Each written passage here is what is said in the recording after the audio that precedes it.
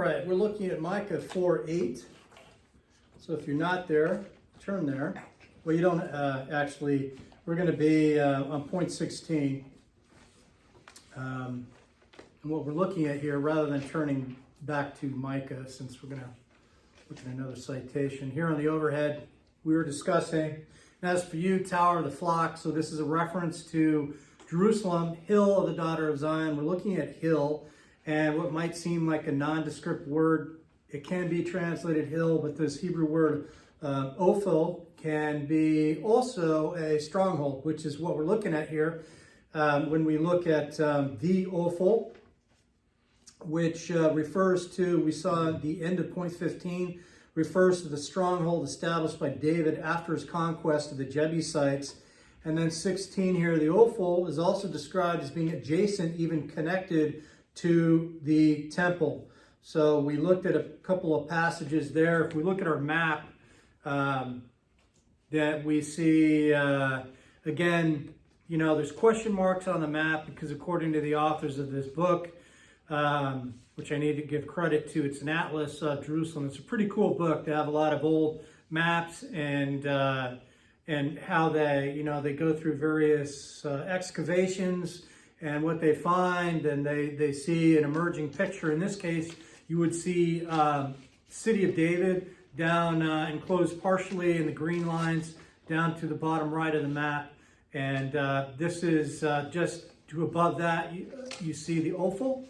And then above that, you see Mount Moriah, which is then what considered the Temple Mount, which is not accurate. But at least according to the map, we have a general idea where the Ophel was. But the Ophel itself is attached to or adjacent to the city of David. A part of that, think of it, and it's a stronghold. So, and when you look at the overall context here, or the tone of restoration of Jerusalem, Jerusalem will again be a stronghold. 17, Jerusalem would become a place of protection and security for the remnant. So, you know, you have this, again, this idea of security. We just saw that in several verses previously, where you have people sitting under their fig tree in security, not being afraid or anything like that. So this whole idea of stability and security, they're not worried about conquerors coming in and overrunning the land or losing all of their livelihood, that type of thing. 18. So if we look at this back to Micah 4:8, so turn there.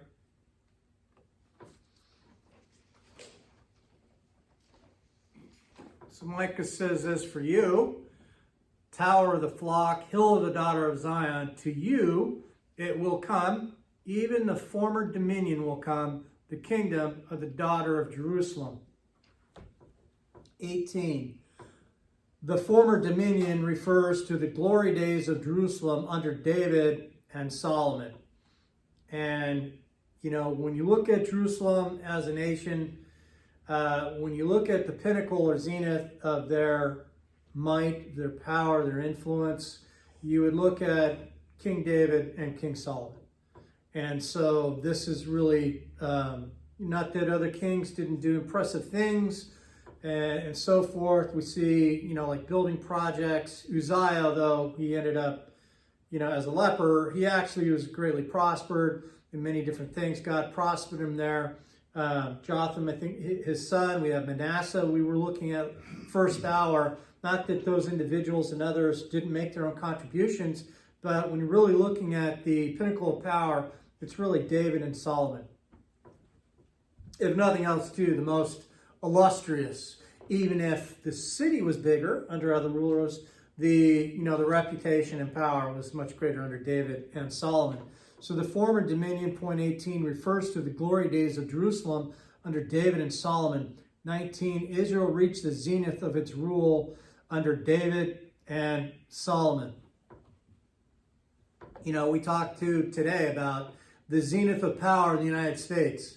You know, the discussion, are we on the upside or are we on the downside? Theologically, we're definitely on the downside. But when we're talking about, okay, where are we in terms of our world prestige and power? certainly were still powerful. But then you talk about others. It's interesting, the perspective. The greatest generation, the World War II generation, that's considered as one of the highest. And not that there weren't ever great generations before, but that, at least from our current perspective, seems to be, the height of power, of our influence, of prosperity as a nation, and so forth. And so that's an interesting thing. We call it the glory days, this, that, and the other. But now, we're saying, well, not anymore. We certainly have worldwide prestige and power, but it seems to have faded, at least in certain people's perspective about, influence as a nation. So kind of one of those things that's debated. But here, there's not a whole lot of debate here about when Israel was at its greatest. It was David and Solomon. And so under David here, look at 2 Samuel 5:17.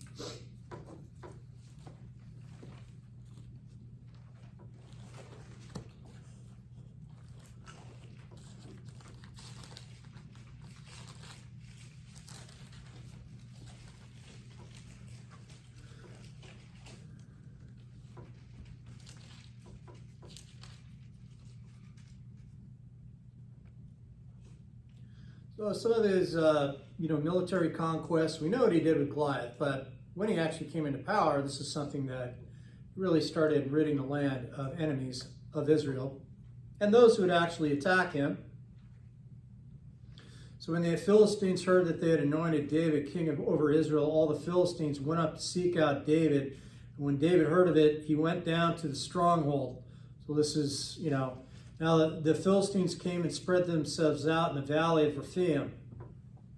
Then David inquired of the Lord, saying, shall I go up against the Philistines? Will you give them into my hand? And the Lord said to David, go up, for I will certainly give the Philistines into your hand. So the picture here is that David is anointed as king, and when they went up to seek out David, this isn't for counsel, this isn't for some detente or something like that. They sought him out. Remember, when you talk about the Philistines, you're talking about the 5 lords of the Philistines. It was a different kind of government. They went to go conquer David. So they immediately moved, and here spreading themselves out in the valley. So the idea is that there were so many that they just spread out all over. David, of course, they were formidable enemies. So David prayed to God, and God gave him the go-ahead. Said, go up, for I'll certainly give the Philistines into your hand. Verse 20, so David came to Baal Perazim and defeated them there. And he said, the Lord has broken through my enemies before me like the breakthrough of waters. Therefore, he named that place Baal Perazim. And they abandoned their idols there, so David and his men carried them away. Yeah, one of the things, you carried your idols in the battle. You had to carry them with you, right? They couldn't, they had to help you in battle and so forth. So you had to have your little stones and stuff like that and make your sacrifices. And so what happened? Your gods let you down. You just bail out on them, leave them in, the side of defeat. So David picked them up. So had to get rid of them.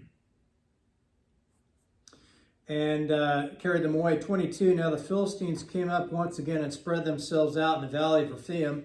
And when David inquired of the Lord, he said, you shall not go directly up, circle around behind them, and come at them in front of the balsam trees. And it shall be, when you hear the sound of marching in the tops of the balsam trees, then you shall act promptly, for then the Lord will have gone out before you to strike the army of the Philistines. Then David did so, just as the Lord had commanded him, and struck down the Philistines from Geba as far as Gezer. So that's an interesting thing. Here, not a lot of details given, but when you hear the sound of marching, this would be like, your sign. This is what you wait for. As odd as it might seem here, but when David heard this, the sound of marching, he would attack, and so he did. So this is just part of some of the military campaigns that God blessed David in. And again, one of the enemies of Israel, he constantly defeated them and so forth. Look at 8:1.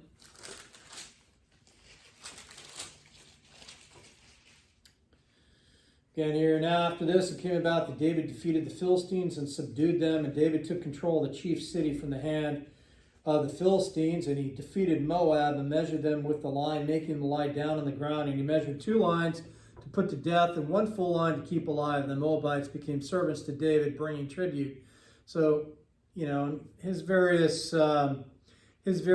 victories against the Arameans and so forth. So God certainly blessed him. And so when you think about here in our verse in Micah, the former dominion will come, the guarantee, of prosperity, of restoration of Jerusalem. Part of this, you do look at David and the prosperity that God gave him, and that he, in fact, was a man after God's own heart. But one of the things, when you think about blessing and prosperity, one of the main things with David that should come to mind is the Davidic covenant. And that would be, when you think about a return to glory, a restoration to glory, this is also has to be tied in with this covenant where David was guaranteed an heir and, if you will, a greater seed, and he would have a permanent throne. So he'd reign forever. The greater seed, we understand, of course, the illustrious ancestor of King David is the Lord himself. So we tie it into that, that the Lord himself, the greater seed of David, will be ruling from the city of David forever. So this is a great thing, that not only will the glory of Jerusalem, be recovered, be restored, it will far exceed anything that they ever experienced before. And I should mention too, again, despite Israel's apostasy right now, this does not overrule the covenant. A lot of covenants. You have the Abrahamic covenant, first of all, and then within this you have you had the Mosaic covenant. That was with the law. That was a little different. But then you have the Davidic covenant here, and this is the promise to David that he would have, again, an ancestor that would be on the throne forever. Of course, being in the line of Christ. So very cool. But in any event, this is part of the covenant to David. So this will be fully restored and even exceeded. Now, be Solomon. Look at 1 Kings 3:6.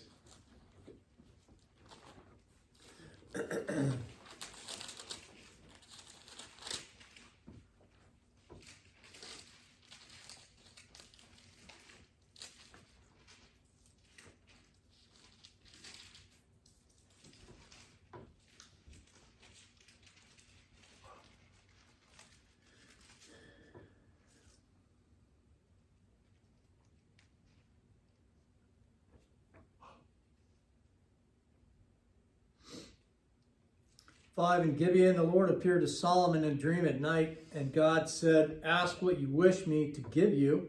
And Solomon said, "You have shown great loving kindness to your servant David, my father, according as he walked before you in truth and righteousness and uprightness of heart toward you. And you have reserved for him this great loving kindness, that you have given him a son to sit on his throne, as it is this day. And now, O Lord my God, you have made your servant king in place of my father David, yet I am but a little child. I do not know how to go out or come in." It's like the job was overwhelming to him. "And your servant is in the midst of your people, which you have chosen, a great people who cannot be numbered or counted for multitude. So give your servant an understanding heart to judge your people and to discern between good and evil. For who is able to judge this great people of yours?" And it was pleasing in the sight of the Lord that Solomon had asked this thing. So he's asking for wisdom. And God said to him, "Because you have asked this thing, and have not asked for yourself long life, nor have asked riches for yourself, nor have asked for life of your enemies, but have asked for yourself discernment to understand justice, behold, I have done according to your words." Behold, and 2 repetitions here, behold, this is emphatic. "Behold, I have given you a wise and discerning heart, so that there has been no one like you before you, nor shall one like you arise after you." So right there, if you want to talk about genius, here you go. Einstein, okay, had his day, and many others as well, but you want to talk about a genius, Solomon has to be right at the top. "I have also given you what you have not asked, both riches and honor, so that there will not be any among the kings like you all your days. And if you walk in my ways, keeping my statutes and commandments as your father David walked, then I will prolong your days. So this is lets you know Solomon was incredibly prosperous. But the thing here to note that although he had his failings, he wanted to rule. He wanted to rule with wisdom and discernment. And so God gave that to him. And then because he didn't ask for these other things, he was also given this as a blessing as well. 5:5.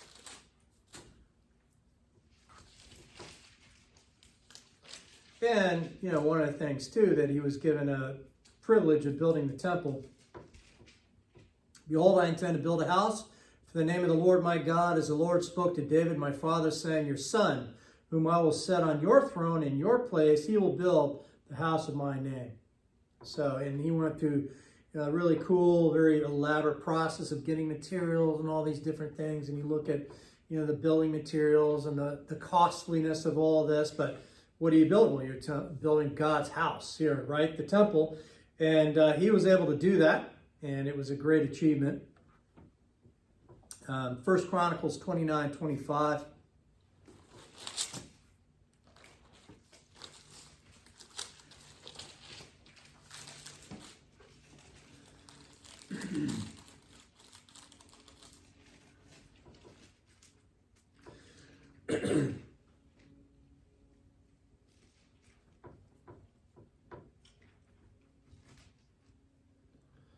So here, Solomon becomes king. 23, then Solomon sat on the throne of the Lord as king instead of David his father, and he prospered, and all Israel obeyed him, and all the officials, the mighty men, and also all the sons of King David pledged allegiance to King Solomon. And the Lord highly exalted Solomon in the sight of all Israel, and bestowed on him royal majesty, which had not been on any king before him in Israel. That includes his father.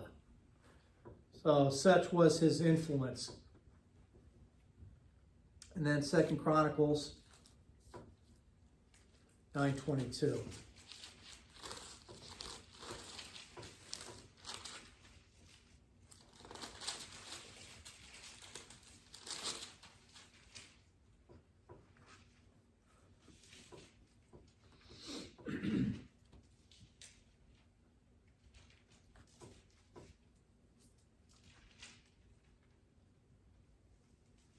Yeah, it's pretty cool. Some of the things that, some of the wealth that he had, of course, is phenomenal. But again, you have to think of his wealth is, yes, it's impressive, but it's something that God blessed him with because he asked for wisdom.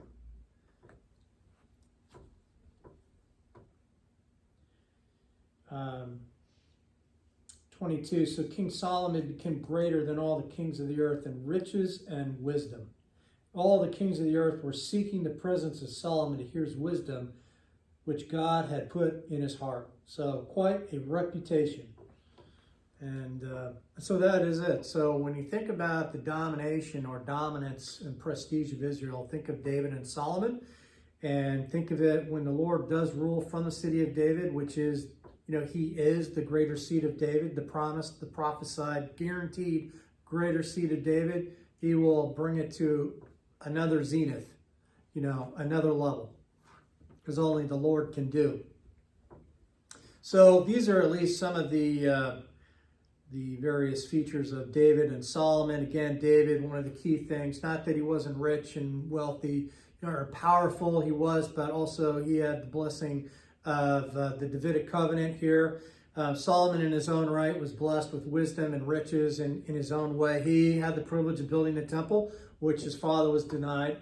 And so you have this, it's interesting when you look at this and still of interest archaeologically, they're finding various things, and they've mentioned David. There are people that have actually scoffed at the Bible and said there's no David or anything like that. And in archaeology now, lo and behold, when they're digging things up, they see inscriptions to King David or making reference. So nothing new, really, that the Bible is actually absolutely accurate. It just takes a while for everyone else to catch up, if they catch up. So 20, all the security and glory that was lost is guaranteed to come again. Look at Psalm 48:11.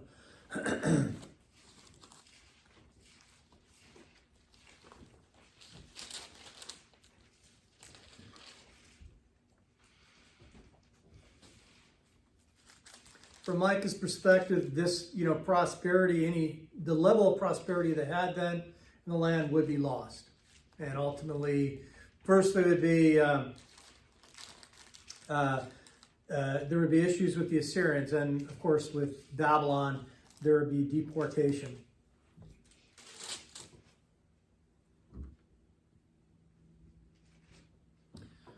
So here, it will be restored. 48:11 through 14. Let Mount Zion be glad. Let the daughters of Judah rejoice because of your judgments.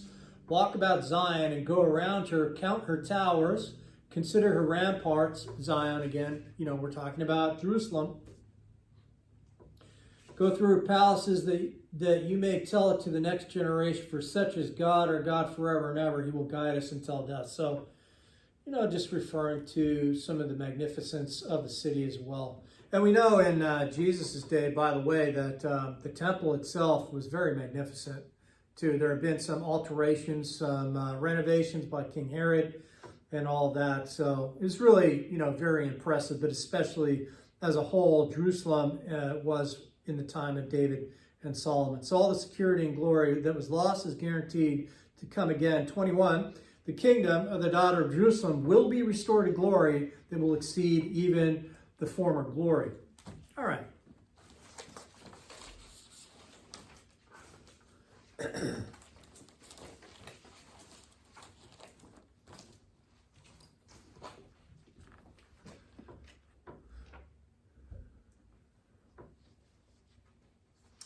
Verse 9, now, why do you cry out loudly?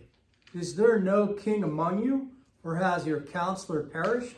That agony has gripped you like a woman in childbirth? Writhe and labor to give birth, daughter of Zion, like a woman in childbirth. For now you will go out of the city, dwell in the field, and go to Babylon.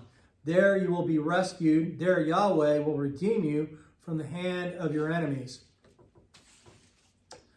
So analysis of 9 through 10 here. 1, verse 9 opens with now, which introduces new prophetic information. So, again, we're going to have a change. 2, our passage is the first of 3 prophetic pronouncements that are introduced by the adverb now. It just says now in the context, but when you look in the Hebrew, it's important that we see this. If we look at verse 11, just a couple verses in the future here, and it says, and now, that's the same adverb. It's the same word in the Hebrew.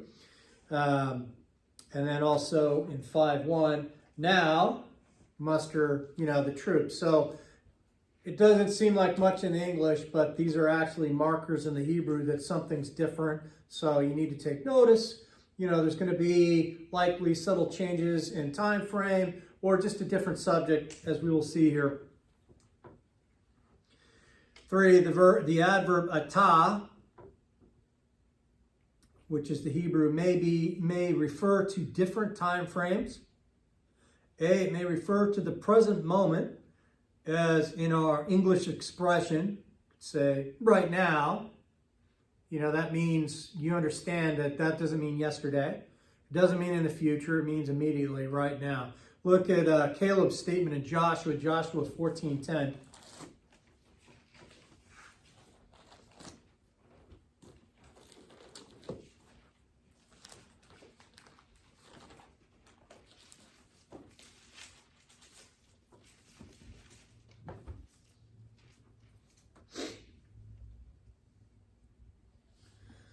So he'll be an interesting individual to meet. Verse 6, Caleb and Joshua, of course, were 2 of the spies that went into the land, and the only 2 spies who provided a favorable review of let's go in. God's going to deliver us. Okay, yeah, there's people that are mighty, but not mightier than God. No one listened.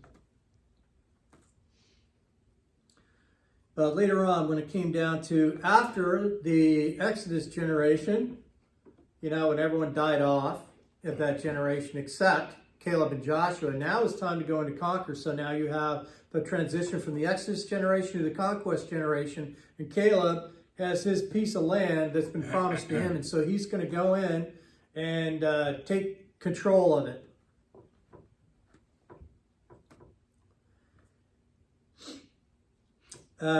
So here,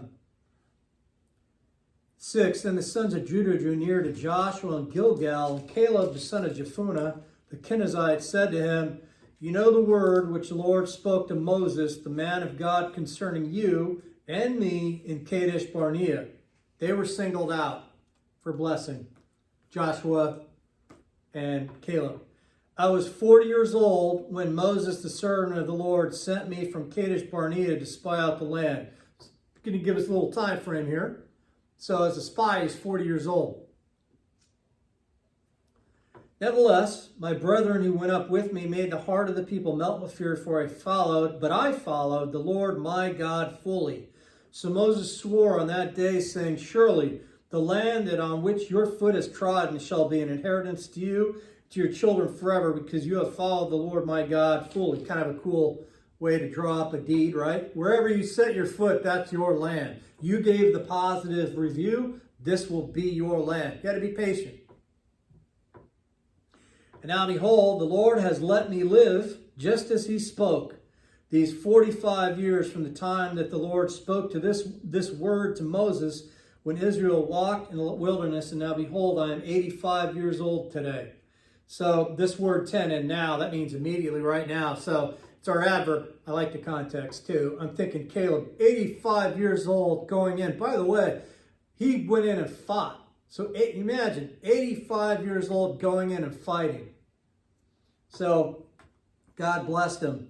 Of course, God blessed him with the health necessary to go in and so forth. And he went in, he took command. And we see in verse 11, I am still as strong today as I was in the day of Moses, as Moses sent me. As my strength was then, so my strength is now. This is the other now. 85 years old, he can still hear. He's ready for war and for going out and coming in. So, impressive. However, here the whole point is right now, that immediate moment. B. Similarly, it may mean until now. So 2 Kings 13:23, just a related. But the Lord was gracious to them and had compassion on them and turned to them because of his covenant with Abraham, Isaac, and Jacob, and would not destroy them or cast them from his presence until now. And then here, C, the adverb may introduce a new subject or section. So in this sense, it doesn't really have to do necessarily with the temporal marker, like right now, this immediate moment, but really it is a marker of we're changing the subject now. It's just a convention. D, the time frame, as in our passage, is not necessarily in the immediate present. E, in other words, the circumstances described by Micah occur in the future, albeit the immediate future. So we've been dealing with looking back at the millennium. Are not looking back, looking forward, but we're looking back in context, right? So I'll try not to be confusing about this. We have been looking forward to the millennium in terms of a time frame with the beginning verses of chapter 4 and up to this point. We're dealing with, the restoration of Israel, the restoration of Jerusalem in the millennium. And now we move back away from that time frame into Micah's day. And from that point, we're talking about the future, but the immediate future from his time frame. And we see here, this includes conquest, going to Babylon. So we know this is not the millennium. We know that this is something entirely different, but we can read Babylon and we get a general idea. But what tells you this too is this now, this adverb, that it's a change. And so it's made clear by the context. 4, a series of questions are directed at the inhabitants of Jerusalem. 5, note verse 8, reference to the daughter of Jerusalem and daughter of Zion in verses 8 and 10, which establishes the addressee. Again, who's being addressed? Jerusalem. So we're still, looking at that. And 6, the first question, why do you cry out loudly, alludes to distress and crisis. Clearly, it's very obvious from this. Agony, anguish, there's crisis here. People are very upset and distressed.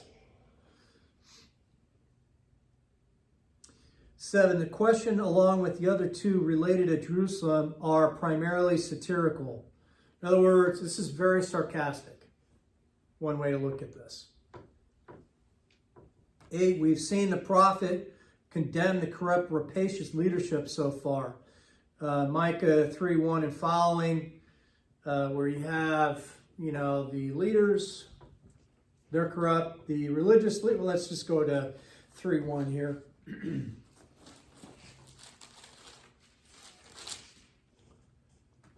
You have from the get-go, and I said, hear now, heads of Jacob and rulers of the house of Israel, is it not for you to know justice? So the heads of Jacob, house of Israel, rulers of the house of Israel are the leaders there. And then it goes on to describe how they had very predatory practices against their own people.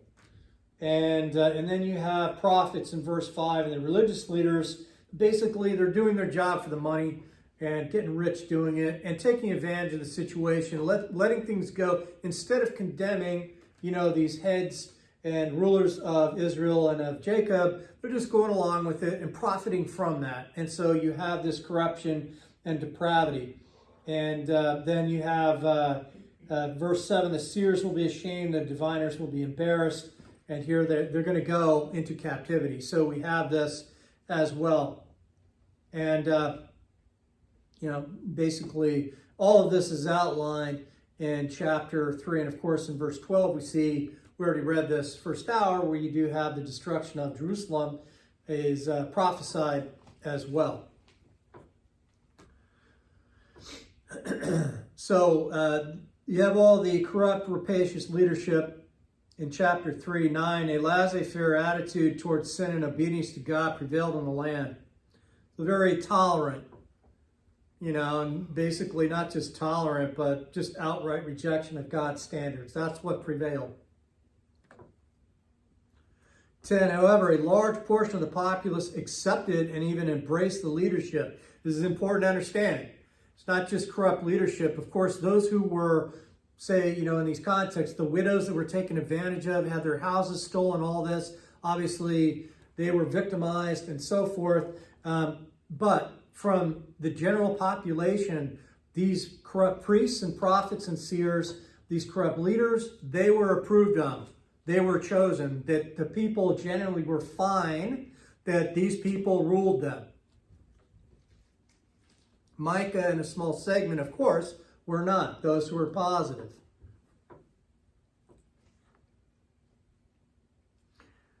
So 10, however, a large portion of the populace accepted and even embraced the leadership, the depraved leadership, Micah 2:11 here.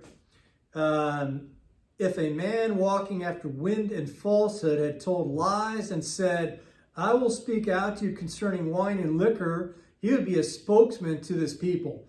So there's a lot of things wrong here, but this is basically outlines the tolerant attitude that the people have. They don't care. It's basically as long as they're prosperous, they don't care what kind of leadership they have. They're kind of very complacent here. So in essence, they've embraced the leadership, or at least accepted it to a certain extent. They're okay with it.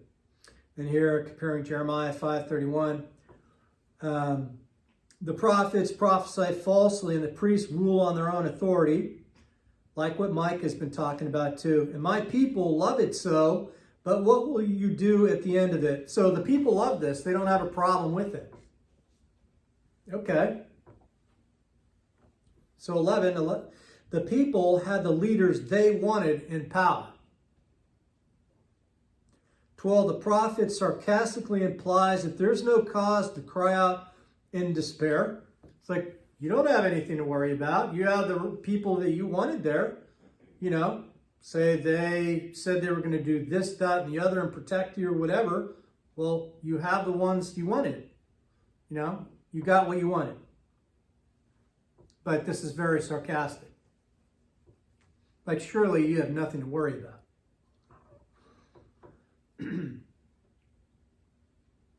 So the prophet sarcastically implies, point 12, there is no cause to cry out in despair. 13, he then asks, is there no king among you, or has your counselor perished? 14, the people had their king to handle the crisis that enveloped the land.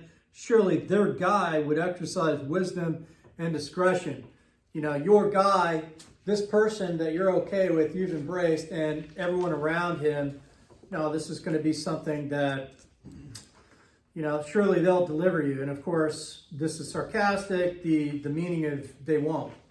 It's in case, but this is on you, to the people. You have these people in power. You've tolerated this. You haven't said anything, and you benefit illicitly from this. So surely they'll take care of you, which, of course, they were, abusing the inhabitants of the land. They're not going to take care of the land. They're evil rulers. And so here, again, Micah says, the agony has gripped you like a woman in childbirth. Why all this? And then he says in verse 10 again, here, writhe and labor to give birth. And he's basically saying, yeah, now you're getting this. This distress is coming upon you. And he says, here again in the overhead, you will go out of the city. That means being taken captive out of the city, and you're going to be dwelling in the fields, and then you're going to go to Babylon, which is, I didn't do the mileage. I should do Google Maps and do the mileage, but here's the deal. Even if, you go out of the city, and let's just say you're dispersed out of Jerusalem because of invasion, and you actually go live in the country, that's a possibility. But here the idea is they're going to go from Jerusalem all the way to Babylon. All right, so where are they going to go? Hotels along the way? Shelter? No, they're camping in the fields as they go. And that's a lot of miles, and you're going to be on foot predominantly. So this is what they're going to have to do. But again, coming back to the theme of, there's judgment and righteous judgment, but you have hope of restoration. So there, you will be rescued. There, Yahweh will redeem you from the hand of your enemies. So we're not looking again in terms of the millennium. We're looking at restoration back into the land after the Babylonian captivity. So if we look again ahead, we would think of, say, in the days of Ezra, Nehemiah, they're going to be restoring the people to the land, and actually not just physically, but there would be a spiritual restoration too. They would get their bearings back, at least some would, and get the priesthood going again, and all these different things. The walls would come back up, So we've been talking about Jerusalem as a stronghold, but it was wrecked. Remember the prophecy in Micah too, that the walls, there would be nothing. And that's exactly what happened. And then so in the future, though, with Ezra and Nehemiah, again, not talking about the millennium, the city would be restored again. And it would be then somewhat of a stronghold after that. You had to have walls, you had to have a gate to protect you from your enemies and so forth. And so when we talk about the Ophel, the hill, right, the stronghold, this would be actually rebuilt and so forth. And then, when we look at, like, if you go there now, even today, you see there's walls, and you have different gates in, like, the old city and so forth. So all that was built back up and built upon and improved upon and so forth. But so that right there, when it says here that, you'll be rescued, you'll be redeemed, that's already happened. But God accomplished all that. And so, we look at this, we look at what God accomplished for the Jews here, in the days of Ezra and Nehemiah. He restored them to the land. But then again, we keep an eye on the future as well, that God will restore the nation and to even greater glory during the millennium. And so what God will do for the Jews as well, he does for us, and he redeems us and restores us. But make no mistake, these are promises to the Jews. They are not to the church. We have our own promises. And of course, we have personal guarantees, each individual guarantees by God himself that will protect us and help us along the way. And with God, see, when you think of strongholds, he is our stronghold. People rely on external factors and so forth for security, stability in life. That is, I think, a natural inclination. You want to be secure. You want to live in, without hassles, without fear. The only way you're going to do that, the only way you will have security in this life is with God. He is your security. That is, there's so many great verses in Psalms and so forth describing God as a stronghold and an ever-present help in time of danger. Regardless of what you have going on, He's there. So think about that as a peripheral application when we're talking about strongholds and all these different things. God. This should naturally pop in your head too. God is your stronghold. So we can rest in His promises and we go forward. All right, this is where we're going to stop today. We'll pick this up on Wednesday. In the meantime, think about these things and I put it out there too. If you have any interest, if you want any more maps or you have an interest in looking at this one book, it is actually a pretty cool resource. I can make some copies for you. I just want to make sure that I'm not violating copyright laws. I do give them credit. We're not doing anything for profit or anything like that, but it is pretty extensive, the research, if you have an interest in that. So anyway, if not, just, hold on to the maps. It is good for reference. You have to know what's being talked about here. I don't care if you didn't like history, didn't like maps. This is the thing. This is your Bible. That's what trumps all of that. It should be. We should cultivate a natural interest in the Bible because it is our book for life. And, we need to know as much as we can about it. So anyway, we'll pick this up on Wednesday. Father, thank you for this opportunity and privilege we have to study your word in detail. I pray that we would embrace the sound doctrine that we study. Pray that we would apply it towards others in these last days so we might glorify you. In Christ's name I pray. Amen.